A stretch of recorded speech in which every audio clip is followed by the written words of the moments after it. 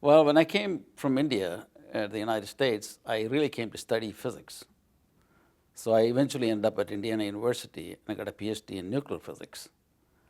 And so while I was there, one of my professors got drafted into the Air Force, and he was running a laboratory at Wright-Patterson Air Force Base.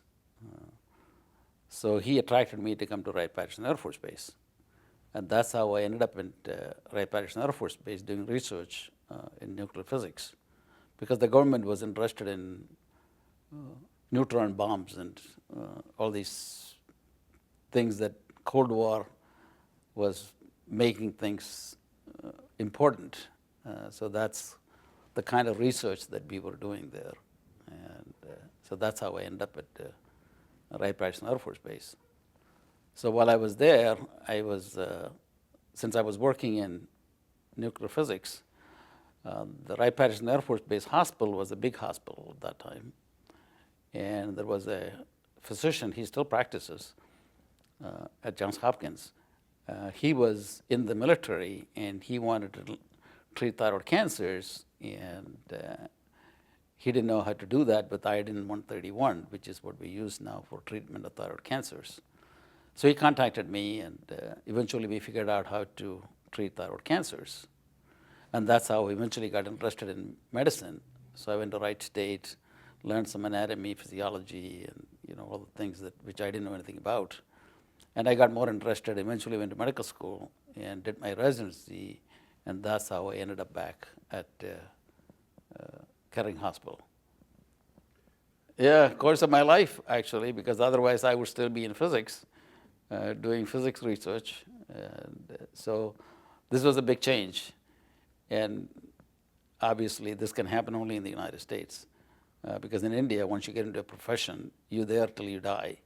But here I had the great opportunity to change fields. And I had my great time. I enjoyed my time in medicine. It was a very fulfilling career that I had. So I'm happy for what I did. Yeah. What is it that you like? I mean, looking back now, after that big change, what did you like the most about being involved in that? Well, the greatest thing at least in Kettering Hospital was that we had a president here by the name Bob Willett, and he was an innovator. And I was very interested in research and innovation. So he and I were able to partner together to develop some good things, I think, in the hospital. And the first thing that we did was that since I was in physics, I had worked with magnetic resonance, that it was a time in medicine they were introducing magnetic resonance imaging. So since I already knew a lot about magnetic resonance, and so I convinced Mr. Willett that we should do magnetic resonance imaging at Kettering Hospital. Nobody else had it. The only other person who were thinking about doing it was Cleveland Clinic. And nobody else in Ohio had anything to do with magnetic resonance. So we needed a lot of money at that time. So we decided to partner with Wright State University. There was a dean by the name Bill Sawyer, and he had worked with magnetic resonance as a physician at Indiana University. So he knew a lot about magnetic resonance. So he and I and Mr. Willett, we all partnered together to see whether we could get a magnetic resonance instrument bought. So of course we needed money, so we ended up going to see Mrs. Kettering. And so she gave us a little over $2 million, maybe $2.5 million, towards developing a magnetic resonance imaging. And then we did some research on magnetic resonance at that time. We discovered that Charles Kettering was interested in magnetic resonance with a fellow by the name Scott, Dr. Scott. So they partnered together to do a lot of magnetic resonance work. That was one of his side interests that he had, in addition to developing all the stuff in the automobiles. And as you know, the starter motor was developed by him, and that requires magnets to develop a starter motor. So anyway, he was interested in it, and Mr. Scott was helping him. So since once we got the magnetic resonance machine here, we developed a laboratory called a Kering Scott Magnetic Resonance Laboratory, and that's what ended up housing the magnetic resonance instrument. So we built a little museum next to it. It's called the Kering Scott Magnetic Resonance Museum, in which we brought some of the stuff that Mr. Kering used to do, and we got all that from Oakland University because they had an archives. They kept all these different things that's related to Charles Kettering. So we went over there and we got a lot of the stuff and we put all that in this museum. So we had this museum right next to the magnetic resonance laboratory where the magnetic resonance instrument was. So that was the start of magnetic resonance imaging in the Dayton area. And we were the second people in the whole state of Ohio who had a magnetic resonance scanner. And obviously thanks goes to Mr. Willett for his innovation or his idea that, yeah, he will support it, and Dr. Sawyer in Wright State, and of course, most importantly, Mrs. Kettering. So we became good friends with Mrs. Kettering. I was able to partner with her some future projects. Tell me a little bit about that. I would think, before you went to her to talk about MR. No, I didn't. After I came to Kettering, that's how I first learned about Kettering, Mr. Kettering, and I read some books about Mr. Kettering and learned about him. That's how I knew about this Mr. Scott. Otherwise, I wouldn't have known about Mr. Scott. And so then we started doing some more digging and learned more about what they did, and that's what resulted in the museum. A lot of the stuff, there are a lot of things that kids could play with or adults could play in the museum that we developed, showing you the power of magnetism. That was kind of fun. We had a good time developing all that. So thanks definitely goes to Mrs. Kettering providing all the finances that was necessary to do this. Yeah. Oh, she's wonderful. She's very smart. You could give her a talk and she'll understand, even though she didn't know anything about magnetic resonance. I was able to explain to her in a more level in which she would understand. And she was asked pointed questions. And it was really a great pleasure working with her. And so she liked us. So we used to go to her house for dinner. She lived just up above the hospital. She built this. I think she built all this place in which she was very selective in who she rented the place to. And she had neighbors like the head of NCR was her neighbor. So we would go there she would invite us for dinner because she liked us. And of course, Mr. Bullitt was always caring to her because he knew who was important in life. So that's how it came about. Okay. Yeah. So you were saying that, because I can imagine, I mean, MR, that was no one else has it. So I guess there's an appeal on the one hand being pioneers, but on the other hand, that's a lot of money. Right. Maybe, I would guess at first isn't going to start flowing right back in. I mean, well, it did. In about 1980, we established the Magnetic Resonance Imaging Center in about end of 83, 1984. And the good news was that the government started reimbursing for magnetic resonance in 1985. So we were doing, since this was the only facility in this whole Southwest area, Cincinnati didn't have one, we're the only ones who had a magnetic resonance instrument. And all those patients will come here. And we were working even at night because to accommodate all the patients. And so actually the hospital ended up making, I would say, a significant amount of income out of the facility that she had championed to fund. Yeah, so it turned out to be a very wonderful thing for the hospital, financially as well as prestige-wise. And like I said, the thanks goes to Mr. Willett for supporting me. Otherwise, this would have never happened. He was a great innovator. He thought further, not just the present. He was more interested in what the future is. And he was willing to stake his reputation or whatever, his money to do that. In this particular case, he didn't have too much money, but without his support, it would not have happened. Yes. what's kind of the short answer of what was the biggest benefit for patients going from there is no MR to now we have an MR scan? Well, it's huge because the MR technology is one of the best technology to look at soft tissues and to the brain and to the spinal cord. That was not possible before. Okay, so this was a big revolution. It still is in taking care of patients. So it helped a lot of people in the Southwest Ohio area. And of course, now you cannot do anything without an MR. No brain work can be done without an MR. No spine work can be done without an MR. So even in some of the soft tissues work that is now done with MR is how this all came about. What happened was that in 1989, PET scanning is a nuclear medicine, which is what I'm trained for, basically. And so I recognized this is a very wonderful thing, technology to get into. So again, I went to Mr. Willett and convinced him that this is what we should do. And he kind of liked me because he had a successful project that I already did with magnetic resonance. So he said, okay. So we, again, partnered with Wright State University, Dr. Sawyer. So we went to UCLA, which is the pioneering place where a lot of PET scanning was done. So we went there, we went to Washington University in St. Louis, and then we went to Johns Hopkins University for visits to see the facilities. So in the end of the day, we finally convinced that this is the right thing to do. So again, we needed money. And so we all, Mr. Willis suggested to me, I think you need to go back see Ms. Scattering.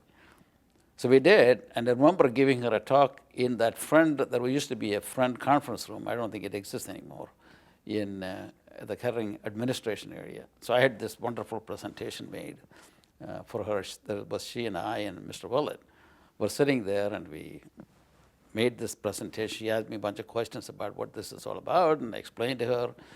And so finally she said, well, how much is it going to cost?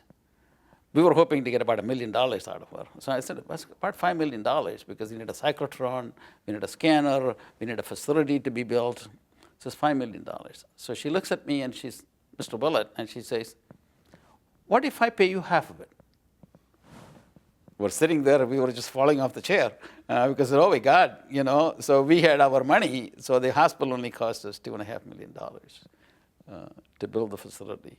So we have this wonderful PET scan facility with a cyclotron, and I think here is the only place that is done in a community hospital with a cyclotron and a PET scanner, and enabled us to get some radiochemists and some physicists, and so we did some pioneering work to do that.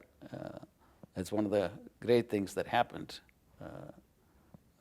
So it was, you need to thank her for giving us all the money for developing, because we were the only one of the 6 or 7 centers in the entire United States who had a PET scanner at that time. Yeah, tell me just a little bit about that, in terms of that relationship and what that was like. Well, she was very smart, very intelligent. Okay, that was one of the things that struck me about her, that she could understand things like magnetic resonance, things like PET scanning, nuclear medicine. This was all, in my mind, kind of unexpected because I didn't expect her to understand all these things. And she would understand it, and she came to, after this PET scan facility was built, she came over to visit, and we gave her a PET scanner for brain at that time. So she could see what this technology is. So she got to see all that. Yeah, she was very, very smart. And that's when she got so interested in all of us. That's when she would invite Bob and I to go to her house, her apartment for dinner. So which was very nice. So we got to interact with her quite nicely. And she continued to support until obviously the day she died. How would you describe her in terms of personality? She was very easy to get along with, and she had a sense of humor that we'll sit down and have dinner, and she'll crack jokes and talk about old times, and sometimes, especially mostly about her father-in-law. Mr. Kettering, tell us about what a wonderful person he was and how she interacted with him and how things came about. And so it was really a pleasure dealing with her. As one of the nicest people that I know. When you're rich, sometimes you're not very nice, but it was just the opposite in her case. She was extremely nice, easy to deal with, and willing to listen to you. And yeah, I got the idea that from somewhere, that she and Charles Kettering had a really they had a very good relationship. I think she did because she used to tell us all the time about Charles Kettering when we met with her. So that was really, yeah. I think you're right. I think she did. She was close to him, and I think that's probably the reason she continued to support the hospital. And I'm sure they only $5 million gave it to us, but I'm sure they gave a lot more money to the hospital. I'm sure she did. I think it's interesting. I mean, you were here doing these innovative things that Right. hadn't been done in the area, and here, her heritage. I mean, not a lot, but the family heritage in terms of Charles Kettering's innovation. It seems like it would be possible to build a hospital named after a great inventor, but forget about inventing. But they didn't. No, they didn't. No, that's why I said we were always in the cutting edge. We were the ones who were always doing innovative things. Okay, and I still want to thank.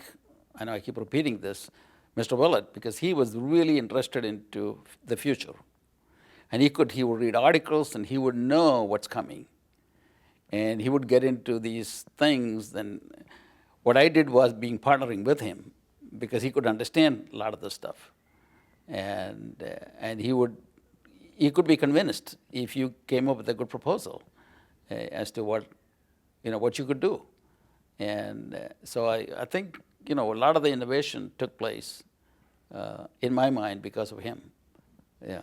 Well, it's interesting, you being in a field that is not easy to understand. Right. We're dealing with two people who were not from that field, right. but who were able to grab a hold of it. Right. So it just worked well. Yeah, that's why I said I'm happy I was able to contribute and do some research and make some publications and becoming known in the field.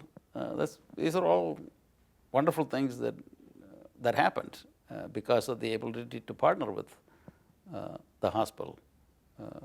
You can't do anything on your own.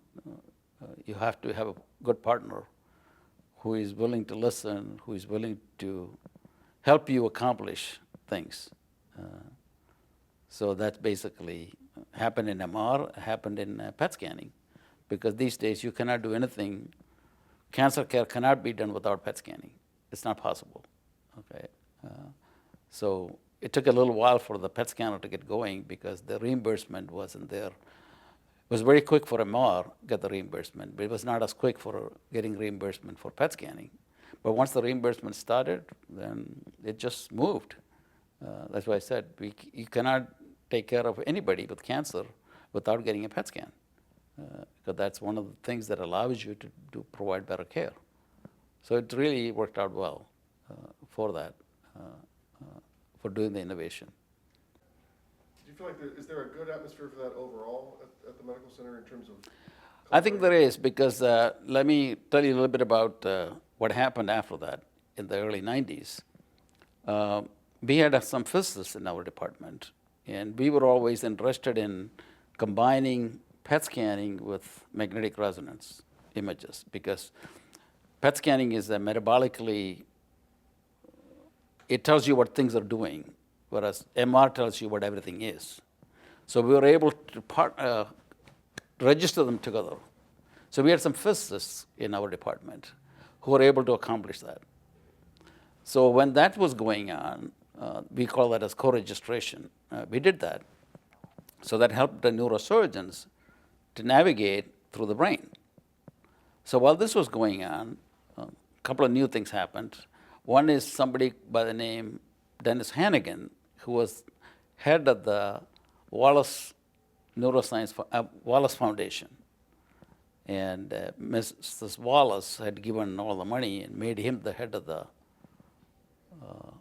foundation.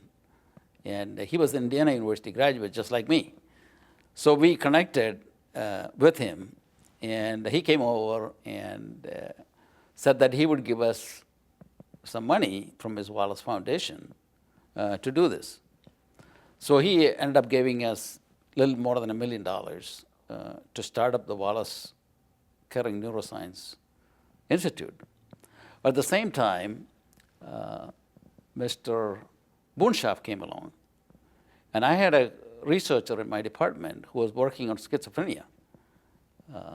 So Mr. Boonshaft had a specific interest in mental diseases because he had family members with mental health problems. So he was trying to give money away at that time, and he didn't know who to give it to. So at this time, the president of the hospital was Frank Perez. So we met with him in the boardroom, and with my scientist who was doing work on schizophrenia. So he got interested, and he said, at that table, he says, how about if I give you $2 million? And we're all excited. So we got the $2 million from him. So we were able to start up a good research program in mental health or schizophrenia type research. So this time, we wanted to do more for Wallace Caring Neuroscience Institute. So we decided to go on a fundraising drive. And so we developed a video and had a lot of people come to our department for a tour of the department. And we would show them the PET scanning, and we show the co-registration of the magnetic resonance with PET scanning and how this is helping the patient's care. And at this time, we were trying to also to get an instrument for doing neuronavigation. At that time, it's called viewing wand. So we needed some more money for doing all this. So Mr. Hobson is a congressman from Springfield. He was also kind of like an innovative guy. He wanted more innovative things that happens. So the hospital got in touch with him, and he came over. So we gave him a presentation about what we could do with more money. So he said, all right, because he was in charge of one of the appropriations committee or he had some influence in there. So he said, okay, well, maybe we'll try to put some money in our budget for you to have some money. So he wanted to know how much we should get, and we said, well, we need at least $5 million. He said, okay, well, that doesn't seem too difficult to do that. So he wanted us to come to Washington to make a presentation so everybody knows what this is all about. So Frank Perez and myself and a couple of leaders in the community were the head of the hospital, Great Area Hospital Association. And one of the community leaders, there is an organization that looked after funding for the Dayton area. So we all went, and I had this canned presentation that we went to Mike DeWine's office because he was the senator, and then went to John Glenn's office because he was the senator. But luckily, I had a connection with John Glenn because my daughter was doing an internship there at that time. So we bonded with him, and then we went to see Tony Hall, and end up having a beer with John Boehner because he was a congressman at that time. So we convinced everybody that we should do this, and eventually, at the end of the day, they put this $5 million in the budget, and it got passed. So suddenly, we had extra $5 million. So that money was used to do the viewing wand instrument to buy that. And in addition to that, we put a second PET scanner. In other words, the old PET scanner was getting old. So we bought a new PET scanner. And then we got a new MR scanner out of all this $5 million. So we were able to do some new things or improve on the ones that we had, in addition to new things of doing this neurosurgical navigation solution. So we did that. So that's how that whole Wallace-Curry Neuroscience Institute came into being, and how we were able to help the patients by doing that. So now we have a very nice neurosurgical department, and we are doing some research, things of that type. Yes? Um, Air Force Research Labs, were they? No, that happened afterwards. Oh, okay. That happened after Wallace-Curry Neuroscience Institute got created. Then we went to Air Force, and the Air Force has a program in human factors engineering, and in which they're interested in figuring out how the brain works for the pilots. So we had all these trying to merge magnetic resonance, PET scanning, and they were doing all this work with EEGs at that time. So we're able to try to, that work is still going on. We're just trying to merge all these things together. Because what they want to know is that when you're on the airplane ready to fire a missile or whatever, they don't have time to think. I mean, they want to think, they don't have time to press the button, because that may not accomplish the task. So what they're trying to do is to say, okay, you think, can you fire? Without me using my hand, my fingers, okay?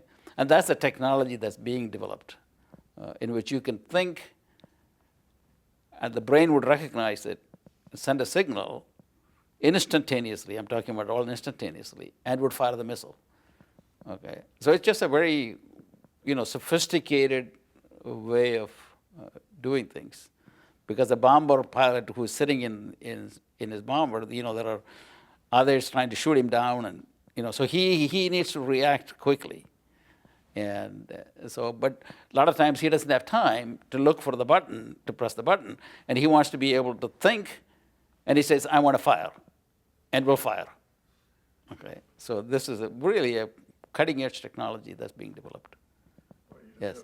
You'd have to have amazing technology, and then Right. also a pilot who's paying attention. Right, right, yes. It is really, I mean, there are a lot of things that has to be ironed out, obviously, because, you think that I'm going to fire, and it fires, and you really don't want to fire. So those are issues that, that has to be sorted out.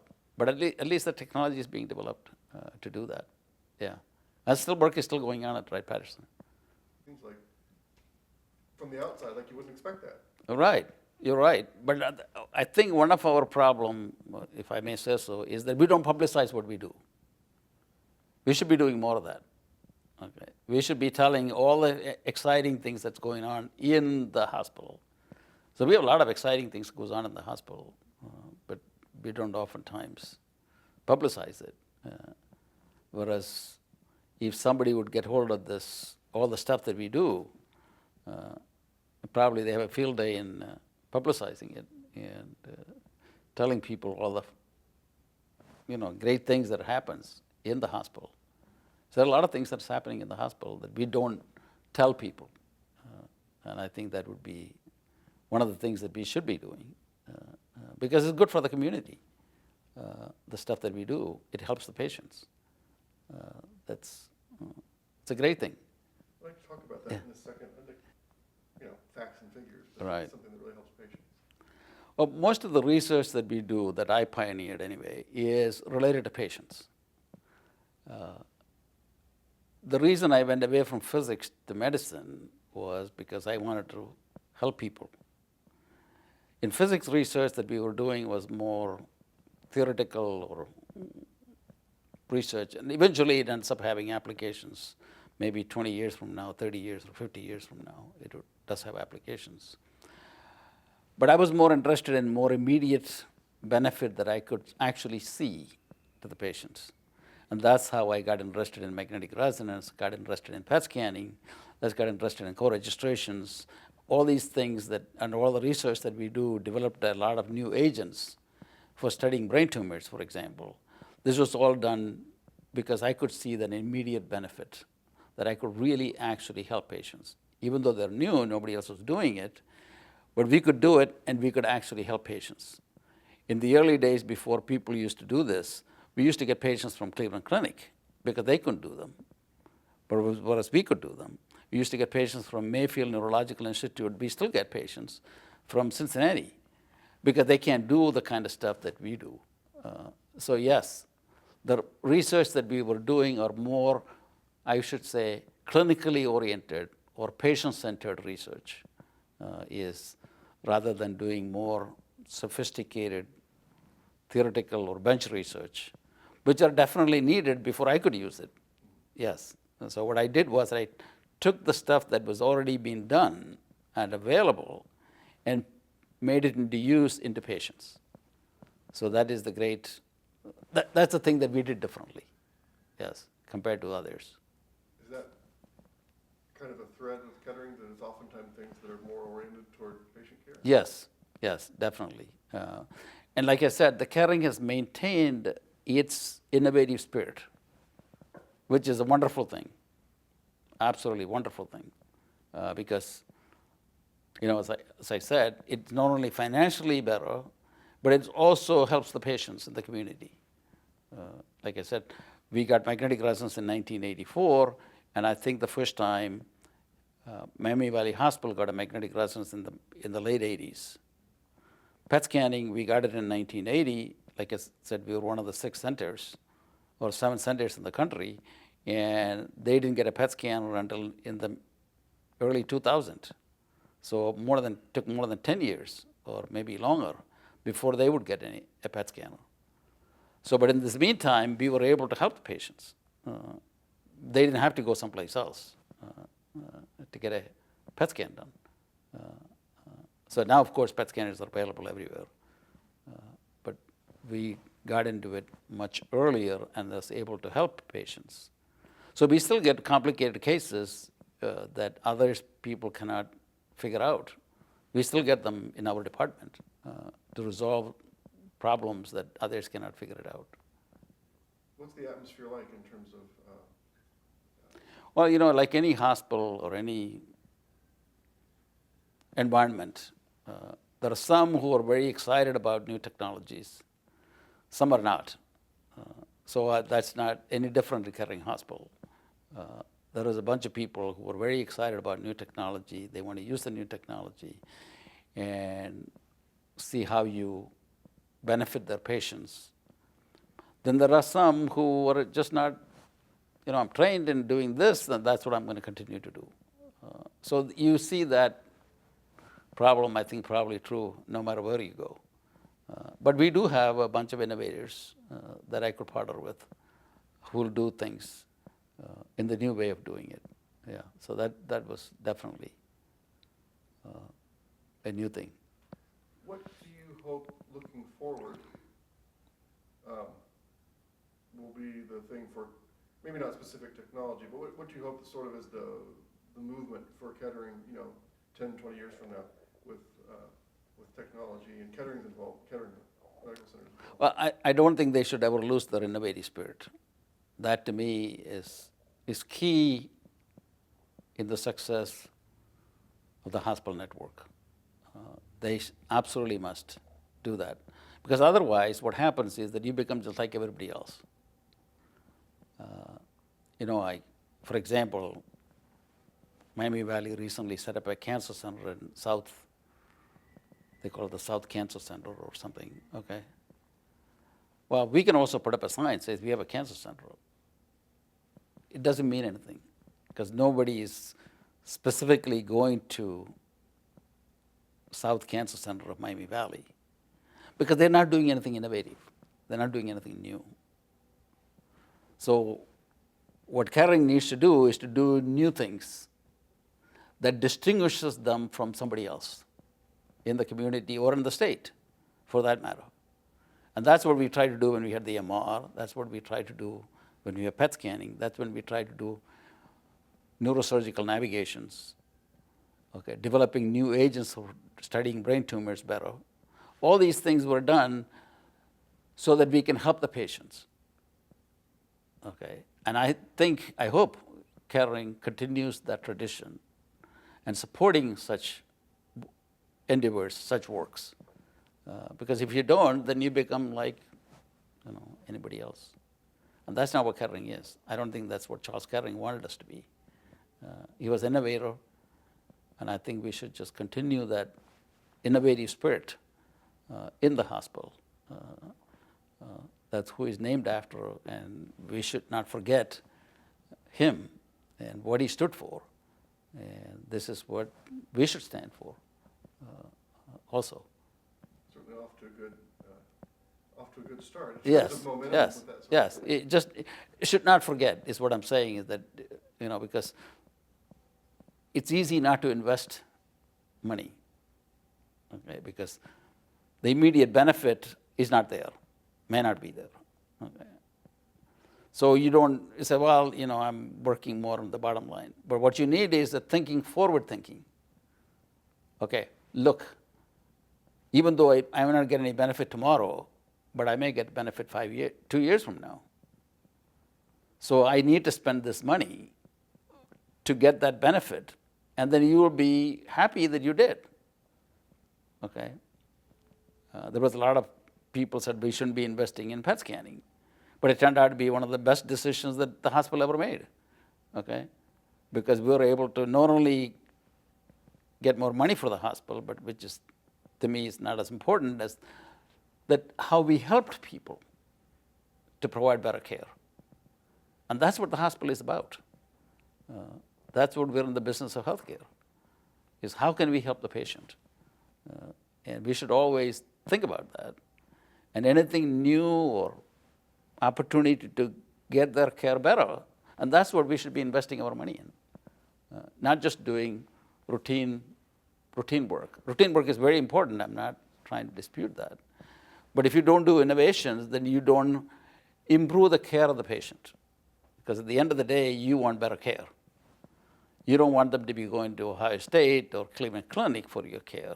You want them to be here, able to provide the same care that you can get other places. And that can only be done with innovation. It cannot be done otherwise. Not possible. And you need to attract physicians or researchers who would do those things, rather than just saying that, okay, I'm going to hire somebody who's a good clinician. Yeah, good clinicians are very important, extremely important. However, you also need people who are innovators in the hospital system. What's that relationship be like? Because it seems to me like you would have a lot of interaction with other physicians. Well, like I was telling you earlier, that there is people who likes new things or doing more things, and there are people who do not like. They just want to come to work and do what they're taught to do and just go home. Okay. I think this success is finding those people who are interested in doing new things within the medical staff. And there are a bunch of them. It's not that you just have to identify them. And so that's where the success is going to be. I'm not trying to say that we don't need clinicians. Absolutely. They're to do the day-to-day work. But we also need innovation. So we need to partner with those people who are interested. And there's a lot of the young doctors coming out seems to be interested in innovations. So we need to just, like 30 years ago, I was young and I was able to, very enthusiastic about doing new things and new research and bringing new things to the hospital and doing new things. And we need to identify those kind of people who will do those things. And that's, to me, it's very important for the hospital to do that. They need to be looking out for those people, encouraging those people to come to the hospital, and supporting them at the same time. Encouraging by itself doesn't help you unless you support them. And you need to support them. And I think it'll pay huge dividends in the future. It may not be dividend tomorrow, but it will pay in the future.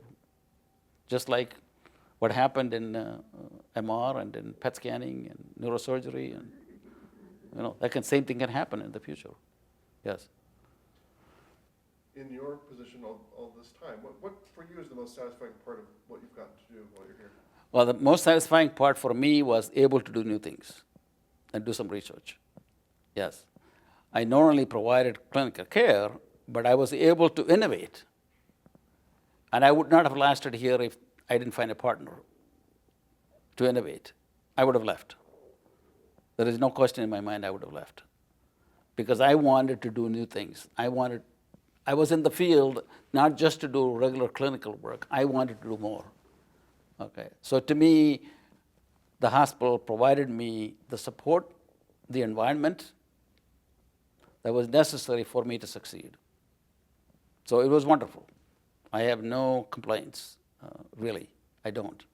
Okay. And what I'm saying is that I'm hoping that that kind of support will be provided to the future generation, to the young people who are coming. And you need to recognize who they are. Not everybody is innovative. Everybody is not enthusiastic about doing new things. But you just need to find them and then support them.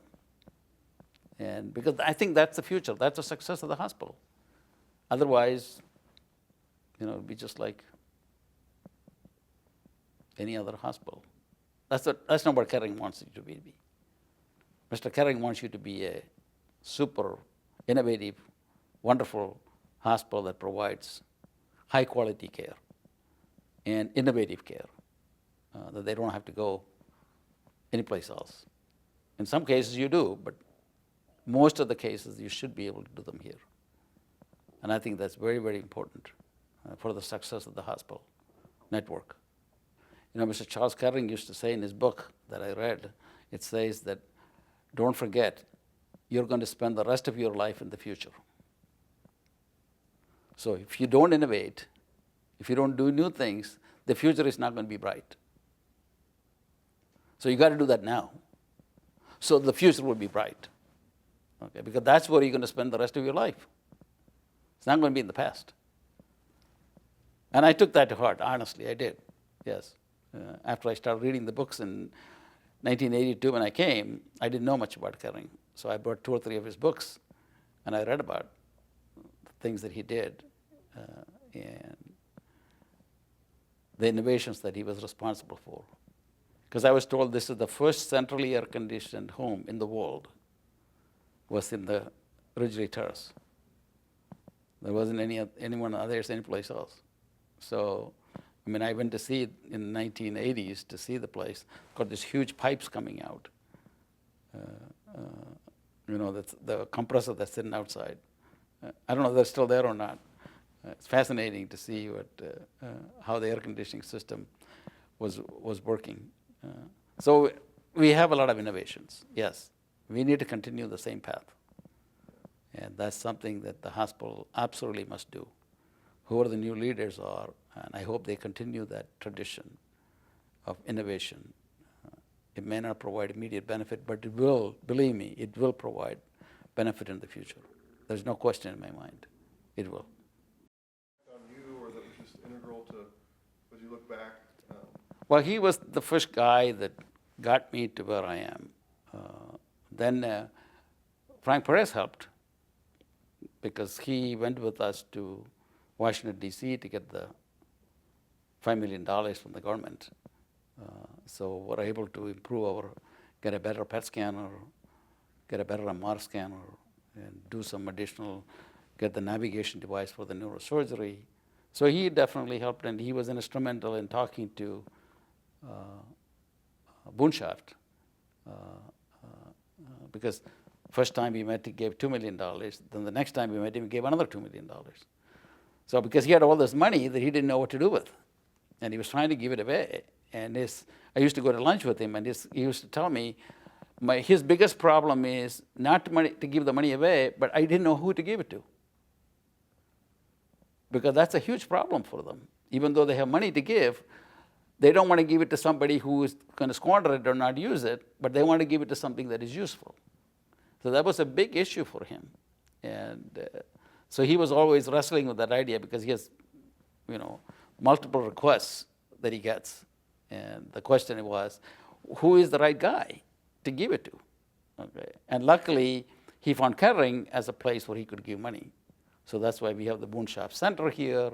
We have Boonshaft Neuroscience Center. This is all because of his money that he gave. Was able to develop all these new things. Well, the thing I'm going to miss most is being interacting with people, interacting with patients. Yes. And doing things, helping them. That is definitely, you get used to do that. You used to go home and you say, well, my God, I did something today. Help this person to make his life a little bit better, a little bit different. So that's really a huge turn on. I don't know, maybe you don't realize it. It's just a huge turn on. So now when I retire, well, that's not going to be there. So I got to learn about a new way of satisfying myself. So maybe I'll try to do some teaching or, do something, that I don't forget about. Getting that high you get by taking care of people. When somebody calls you up and says, well, Doc, I have this problem. What should I do? Okay, and if you can figure out what needs to be done, and that's a big turn on, because the next thing you know, the patient calls you up and says, well, you cured me. Okay, that's a great feeling. Not a little feeling, it's a great feeling. Yeah, because that's what I'm supposed to do. And that's why I became a doctor, because I wanted to help patients. Okay, so number one priority is take care of the patient. Number two is everything else. Yeah, eventually helping the patient. Yes, that's what it is all about. Well, that's why I went to medicine. If I just wanted only to do pure basic research, I should have stayed where I was. Yes, and I elected to change. And I think, to me, that was a good decision that I made, and I'm happy that I changed, that I was able to do more for the benefit of patients. Yeah.